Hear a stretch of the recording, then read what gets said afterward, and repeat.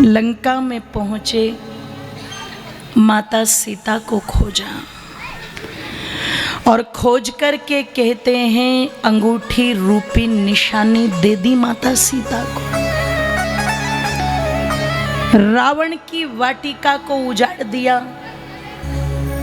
और उसी वाटिका को उजाड़ने में रावण के ध्यान रखना 14 सैनिकों का वध, एक मंत्री का वध किया। और रावण का एक पुत्र था अक्षय कुमार, मुंबई वाला नहीं,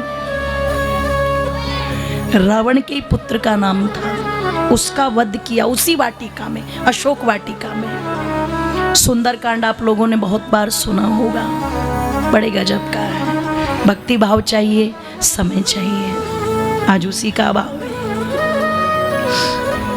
निवेदन कर दूं आप लोगों के सामने, रावण को चेतावनी दे दूं इसलिए वाटिका उजाड़ी, रावण की ताकत बता दूं इसलिए सैनिकों को मारा, बेटे को मारा, एक मंत्री को मारा। और मिलते मिलते अब रावण को चेतावनी दे करके चला जाऊं इसलिए जब कहते हैं मेघनाथ आया ना, तो मेघनाथ ने मोहपाश में बांधा, बंध गए बजरंगबली। अरे बजरंगबली बंधने वाले नहीं है, जब तक वो खुद न चाहे कोई बांध सकता है वाला। पर चाहते थे चलते चलते एक बार मिल तो लूं रावण से, दे दूं चेतावनी। और कहते हैं जब लाया गया रावण के सामने और सुना कि अशोक वाटिका उजाड़ दी, 14 सैनिकों को मार दिया, तुम्हारे पुत्र को मार दिया, रावण क्रोधित था। क्रोध में भर करके कहता है काम करो, इसे मार दो। विभीषण ने कहा बुद्धि तो नहीं पगला गई है, ये दूत है, दूत। और दूत हमेशा अपने स्वामी के अधीन होकर के उसी की प्रशंसा करता है, दूतों को मारने का विधान नहीं है। आज जिस जेनेवा संधि की बात करते हो ना तुम, निवेदन कर दूं मैं एक एक चीजें तुम्हें वहां से निकाल करके दिखा दूंगी जो भारत के शास्त्रों में निहित हैं, ये कोई बाहर वालों की उपज नहीं है। आज भी ये परंपरा है, जेनेवा संधि जिसको कहा जाता है किसी सैनिक को आप नहीं मार सकते, है कि नहीं है बोलो? ये रामायण काल में भी थी, जिसका वर्णन विभीषण ने लंका में किया। उस समय कहते हैं तो क्या करें, बोले सुनो, ये जो लांगूल नाम का ये शस्त्र लगा करके चलते हैं, ये इनका राष्ट्रीय चिन्ह है, और अगर इस चिन्ह को नष्ट कर दोगे तो इनके लिए वो मृत्यु से भी बढ़कर के होगा। रावण कहता है इसने हमारी पूरी वाटिका उजाड़ दी और तुम इतना सा दंड दे रहे हो। विभीषण कहता है ये तुम्हारी तरह राक्षस नहीं है, ये दिव्य लोग हैं, जरा सी चीज को भी बहुत मानते हैं, इसलिए इतना ही दंड उचित है। कहते हैं रावण की बुद्धि में ये बात आ गई, और जब आ गई तो आदेश दिया अपने एक मंत्री को, एक काम करो, इसके इस लांगूल नाम के शस्त्र को जला दो। पर जैसे ही आग लगाई तो हनुमान जी ने क्या किया बोलो? ओहो, पहलवान की तरह कर्तव्य दिखाने शुरू किए, कभी इधर कभी उधर, और जहां जहां गए वहीं आग लगती चली गई, है ना। जो रावण अपनी मूंछों पर ताव दे करके कह रहा था ना, और हनुमान जी श्री राम का जय जयकार करके जो कह रहे थे माफी मांग ले, तू माता सीता को नहीं, तू अपनी मौत को उठा करके लाया, अब भी समय है, हमारे दयालु राम तुझे माफ कर देंगे। रावण कहता है सुन, मेरा डंका में दशानन हूं, तीनों लोकों में गूंजता है, वो वनवासी भला मेरे सामने टिक पाएंगे? हनुमान जी कहते हैं उनकी तो छोड़ दे, मैं तो उनके चरणों का दास हूं, तेरी लंका में आकर के क्या कर दिया देख देख। और जैसे ही उनके लांगूल में आग लगाई तो तुरंत हनुमान जी ने एक ही नारा बोला, बोलिए जय श्री राम। और क्या कर गया कि अरे लंका वालों, इस रावण से कह दो। अच्छा, हरियाणा का होता ना अगर ये किस्सा, तो क्या कहते इस बावली पूंछ से कह दो। पर क्या लिखा कि अरे लंका वालों, इस इससे नहीं, इधर तो ओम प्रकाश जी हैं। इस रावण से कह दो कि हनुमान लंका जला के चला है, हनुमान लंका जला के चला है। चुराते हो सीता मैया को छल से, चुराते हो सीता मैया को छल से। औकात तेरी बता के चला है, औकात तेरी बता के चला है। अरे लंका वालों रावण से कह दो, अरे लंका वालों रावण से कह दो हनुमान लंका जला के चला है, हनुमान लंका जला के चला है। दोनों हाथों को खोल दीजिए।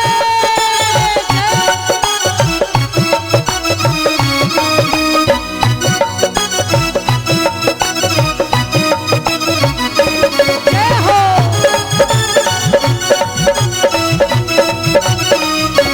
दोनों हाथ उठा करके हरि बोल।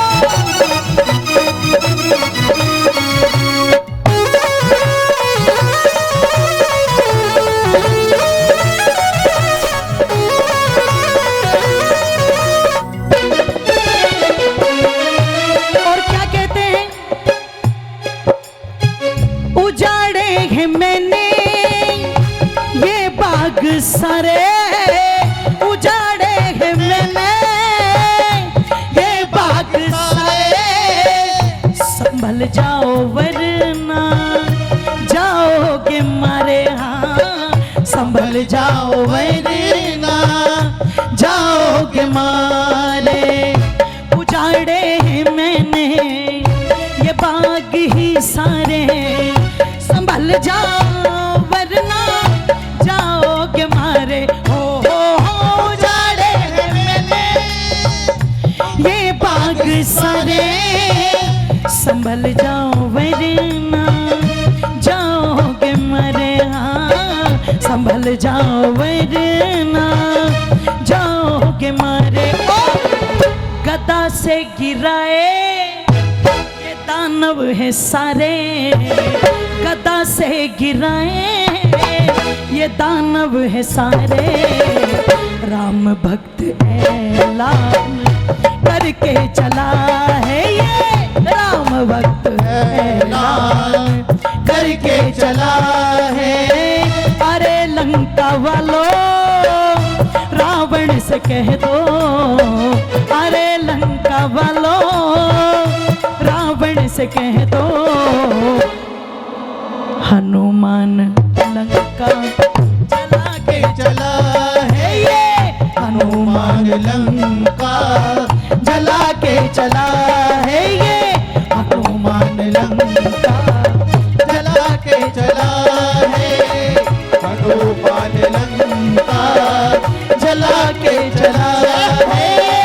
हनुमान लंका जला के चला है ये, हनुमान लंका जला के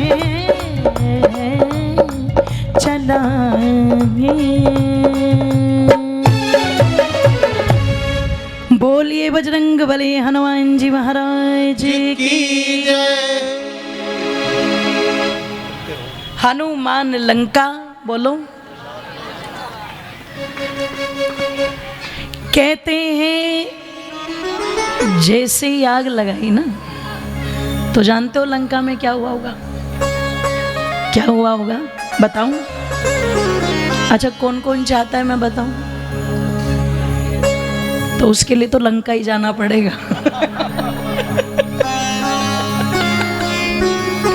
पर महर्षि वाल्मीकि जी लिखते हैं क्या हुआ, अरे बोले यहाँ था, अरे वहां था, अरे वहां भी लग गई, यहाँ पानी डालो, अरे बुझाओ कोई।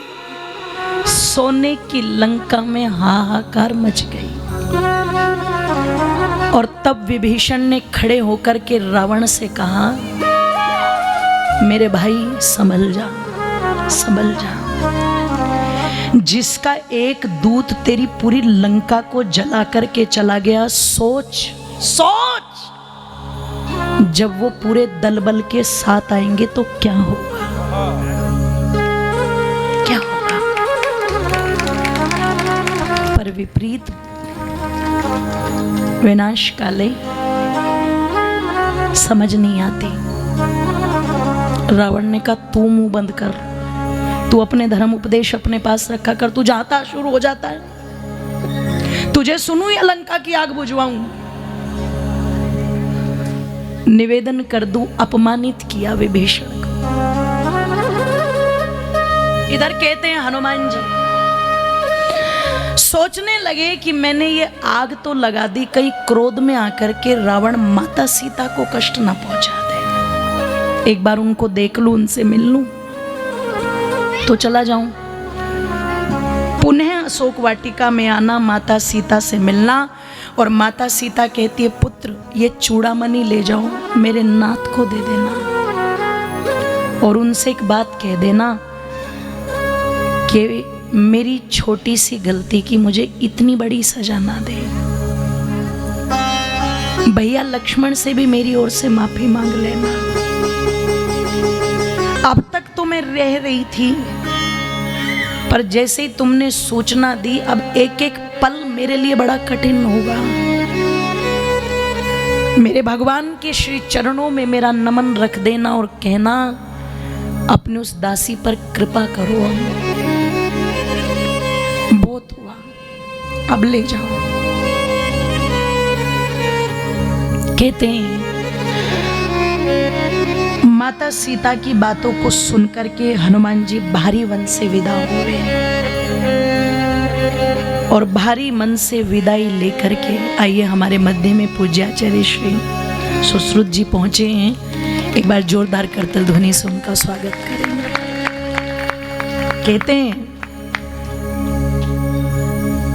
कि सारे के सारे कौन, नल, नील, जामवंत, गज, संपाति जी, अंगद आदि सब जो प्रतीक्षा कर रहे थे। और कहते हैं जब हनुमान जी को देखा आते हुए, देखो जहां से हनुमान जी गए थे वहां से लंका की दूरी कुल 8 कोस की। और हनुमान जैसे अद्वितीय ब्रह्मचारी के लिए इतनी दूरी को तैर करके पार करना कोई बड़ी बात नहीं। आ गए वापस। निवेदन कर दूं, वापस आकर के पूरी वानर सेना में खुशी की लहर दौड़ गई। और खुशी की लहर दौड़ते हुए कहते हैं चलने लगे जब तो सुग्रीव की एक वाटिका थी मधुवती नाम की।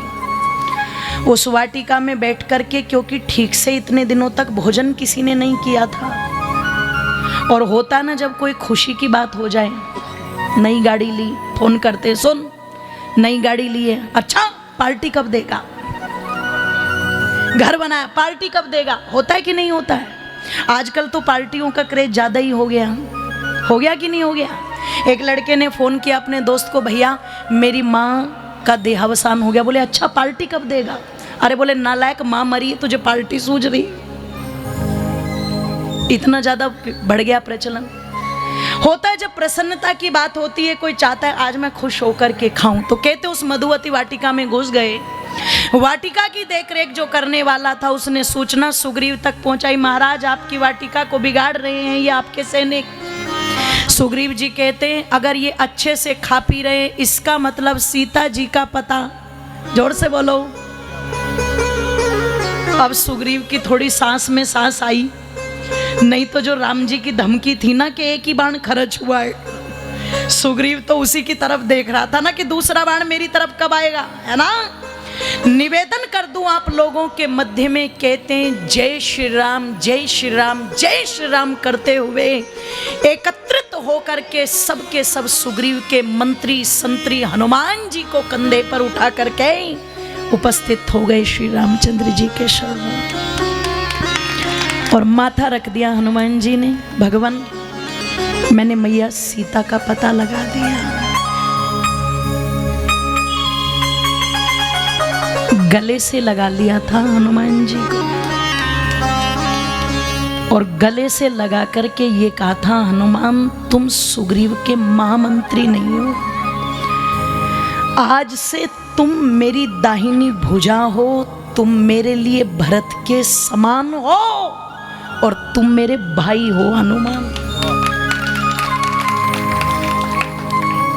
क्यों? हनुमान जी की सेवा में कोई भी स्वार्थ नहीं है। ना उन्हें मान चाहिए, ना उन्हें सम्मान चाहिए, ना पद चाहिए, ना प्रतिष्ठा चाहिए, केवल और केवल बस मैं अपने राम जी की यहाँ हजूरी करूं, उनका काम आ जाऊं, बस मुझसे कुछ काम ले ले राम। इसलिए जहां जहां राम के मंदिर बने वहां वहां जोर से बोलूं कि कौन काटेता राम के बंधन, कि कौन काटेता राम के बंधन, जो हनुमान ना होते, जो हनुमान ना होते, ओ जो हनुमान ना होते, कौन काटेता राम के बंधन, कौन काटता राम के बंधन, जो हनुमान ना होते, जो हनुमान ना होते, हो जो हनुमान ना होते। जय जय महावीर बजरंग बली, ओ जय जय महावीर बजरंग बली, बजरंग बली मोर नाव चली, बजरंग बली मोर नाव चली। जय जय महावीर बजरंग बली, ओ जय जय महावीर बजरंग बली, ओ बजरंग बली, ओ बजरंग बली। बोलिए हनुमान जी महाराज की। की जय। कहते हैं अब देर नहीं लगाएंगे, अब जल्दी से माता सीता को लाएंगे। और मेरी माताओं जरा विचार करना, विपरीत परिस्थितियों में भी ध्यान रखिएगा समस्या का समाधान कैसे हो सकता है।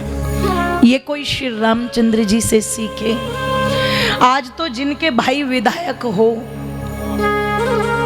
है ना, सिग्नल तोड़ तोड़ चलते हैं वो, और अगर पुलिस वाले पकड़ ले और पकड़ के कहे भैया चालान कटेगा, बोले जानता है मैं कौन हूं, अरे भाई विधायक है हमारे। इतनी धौंस रहती है, ध्यान रखना। अगर रामचंद्र जी चाहते तो एक सूचना भेजते भरत को, और भरत दल बल लेकर के आ जाता कि नहीं आ जाता। पर वारे राम पिता को वचन दिया था कि वन में जाऊंगा तो अयोध्या की लोहे की कील तक भी अपने साथ नहीं ला जाऊंगा। कोई साथ नहीं लिया अयोध्या का। वही वनों में ही सबको लेकर के अपनी सेना तैयार कर ली और पहुंच गए समुद्र तट पर। 3 दिन तक योजना बनती रही और शिव संकल्प यज्ञ चलता रहा। लोग कहते वहां शिव की स्थापना की थी। कई प्रकार के यज्ञों में एक यज्ञ होता है संकल्प यज्ञ। प्रथम दिन हमने संकल्प लिया था ना, मैंने बोला था संकल्प तत्सत श्री ब्रह्मणो द्वितीय प्रहरार्धे। ऐसा ही एक संकल्प यज्ञ हुआ था। अरे आर्य लोगों की परंपरा थी, कोई भी कार्य यज्ञ से आरंभ करते थे, बिना यज्ञ के तो कोई कदम रखते ही नहीं थे। ये परंपरा थी आर्यों की। हैं? आज राम के मानने वाले यज्ञ तो करना गए भूल, दूसरा यज्ञ कर रहे हैं। कौन सा? हाथ में बीड़ी लेके धुआं उड़ा रहे हैं और कोई सामने से आ जाए राम राम साहब, करते हैं कि नहीं करते? एक को कहा दारू पी ले, बोले नहीं आज तो मंगलवार है। के रुक, गिलास में 2 उंगली डुबोई, उंगली डुबो के 3 छींटे, जय बजरंग बली जय बजरंग बली जय बजरंग बली, ले उतर गया मंगलवार, पी ले।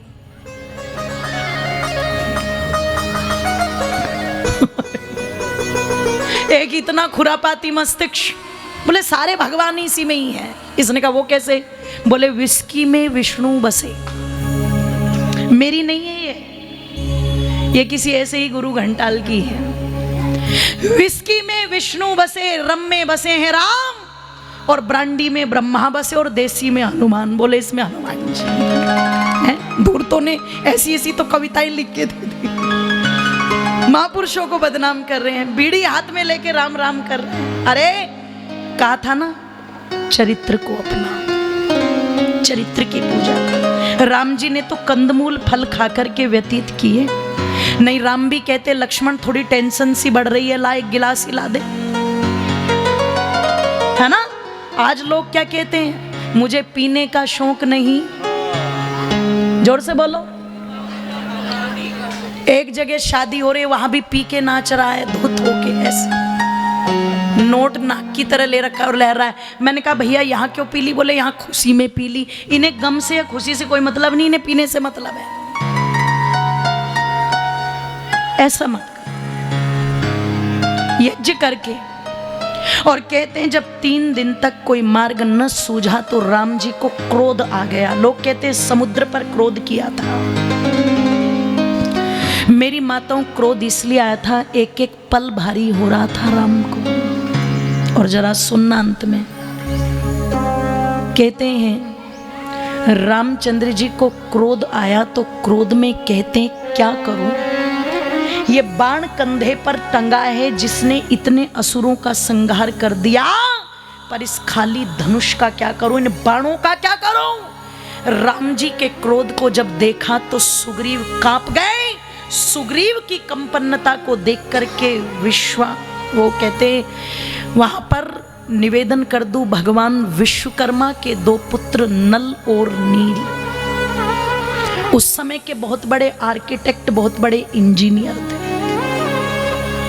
बोलो विश्वकर्मा भगवान की जय। उन दोनों ने कहा महाराज अपने क्रोध को शांत करो, दोनों शांत करो, इस समस्या का समाधान हमारे पास है। राम जी ने कहा तुम क्या करोगे? बोले हम यहां से लेकर के और लंका तक पुल बांधेंगे। लोग कहते हैं पत्थरों पर राम लिखा और पत्थर ठहर गए। मेरी माताओं, अपनी टेक्नोलॉजी को, अपनी विद्या को इतना छोटा मत बनाओ तुम। वो उस समय उन नल और नील विश्वकर्मा पुत्रों का ध्यान रखना, उनकी टेक्निक थी, भारत की इंजीनियरिंग थी, वो यहाँ की विद्या थी। वो ग्रेनाइट नाम का एक पत्थर होता है जो बहुत हल्का होता है, उस पत्थर को लेकर के दिन रात एक करके नल और नील ने उस समुद्र तट से लेकर के लंका तक जो पुल बांधा था, आज भी उस पुल का प्रमाण है जो पूरी दुनिया के सामने नासा की सैटेलाइट से आ चुका है। वो तैरते हुए पत्थर नहीं है, वो बना हुआ पुल है, ध्यान रखिएगा। और उस बने हुए पुल को देख करके भारत के नेताओं ने तो कहा राम काल्पनिक है, पर नासा के वैज्ञानिकों ने कहा कि अगर राम सेतु का प्रमाण है तो इसका मतलब राम बिल्कुल वास्तविक है। और अगर तुम्हें प्यार की निशानी देखनी है तो ताजमहल को मत देखना, वो तेजो महल तो राजा परमाल सिंह ने बनवाया था, वो शिव का मंदिर है। और जो लोग कहते हैं मुमताज की याद में, तो सुनो, जिसकी हरम में सैकड़ों सैकड़ों औरतें रहती हो, वो किसी एक पर टिक जाएगा, ये प्यार है क्या? ये तो पशुवत व्यवहार है। अगर प्यार देखना है, राम चाहते तो जितनी शादियां चाहते उतनी कर लेते, पर इससे बड़ा प्यार और क्या होगा कि एक जनक नंदिनी को अपने हृदय में इतना बड़ा स्थान दे रखा था, जिसके लिए सारी वानरी सेना को लेकर के समुद्र पर राम सेतु को बना, संपूर्ण समुद्र को लांग करके लंका तक जिन्होंने चढ़ाई कर दी, इससे बड़ी प्यार की निशानी और हो नहीं सकती। अगर देखना हो तो उस राम सेतु को देख लेना, वो सबसे बड़े प्यार की निशानी, सबसे बड़े असली प्यार की निशानी। मैंने आरंभ आज यहीं से किया था। इस प्यार में अंधापन नहीं है, कहीं अंधापन नहीं है इस प्यार में। इस प्यार में कितना कितना ज्ञान है ये तुम्हें एक प्रमाण मिलेगा अंत में। राम सेतु को बना करके उस पर चढ़ चढ़ करके पहुंच गए कहां, जोर से बोलो। और लंका में पड़ाव डाल दिया एक पर्वत पर, सबसे ऊंचे पर्वत पर। घटनाएं बहुत बड़ी हैं पर समेटती।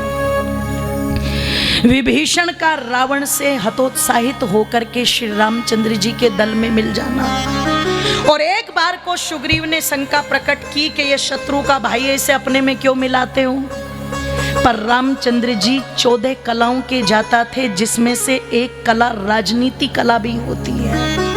और राजनीति क्या होती है ये रामचंद्र अच्छी तरह जानते थे। इसलिए जब विभीषण आया तो ये कहकर के नहीं संबोधित किया, आओ मित्र, आओ मेरे भाई। क्या कहा, आओ लंकेश, आओ लंकेश, तुम्हारा स्वागत है। कितना विश्वास है। और लंकेश कहते ही विभीषण जो अपमानित हो गया था, फूल के कुप्पा हो गया। और बस जैसे ही फूल के कुप्पा हुआ, तुरंत रावण की पोल खोलनी, जोर से बोलो, सारी सेना का भेद दे दिया, लंका का भेद दे दिया, रावण के अस्त्र शस्त्रों का भेद दे दिया, कैसी कैसी सेना कहां कहां है सब भेद दे दिया। और तब एक कहावत बन गई, घर का भेदी सारे भेद दे दिए। युद्ध के लिए चेतावनी देने के लिए अंगद को भेजा गया। अंगद को भेजने के पीछे श्री रामचंद्र जी की एक बहुत गहन नीति थी। मैं क्या करूं, एक एक चीजें इतने जान से भरी पड़ी है। क्या नीति थी, अगर अंगद मेरे प्रति समर्पित होगा तो चेतावनी देकर के वापस लौट आएगा, और अगर मेरे लिए इसके मन में क्रोध होगा कि इसने मेरे पिता को मारा है तो रावण के साथ मिल जाएगा। तो युद्ध से पहले ही छटनी हो जाएगी कि सेना में कौन वफादार है, और जोर से बोलो, कौन गद्दार है। पर अंगद ने अपनी वफादारी साबित कर दी। चेतावनी देकर के रावण की सभा में अंगद आया और इतनी बड़ी चेतावनी दे दी कि रावण, तू रामचंद्र जी से तो बाद में भिड़ना, पहले मेरा ही पैर हिला करके दिखा दे इस सभा से, मैं तुझे मान जाऊं। हैं, समय है, अब भी मान जा। पर नहीं मानी। कुंभकर्ण ने समझाया पर नहीं मानी, पत्नी ने समझा पर नहीं मानी। अंततः युद्ध हुआ, और वो ऐसा युद्ध था, ऐसा युद्ध था, भूतो न भविष्यति, जिसकी कहते हैं कल्पना नहीं की जा सकती।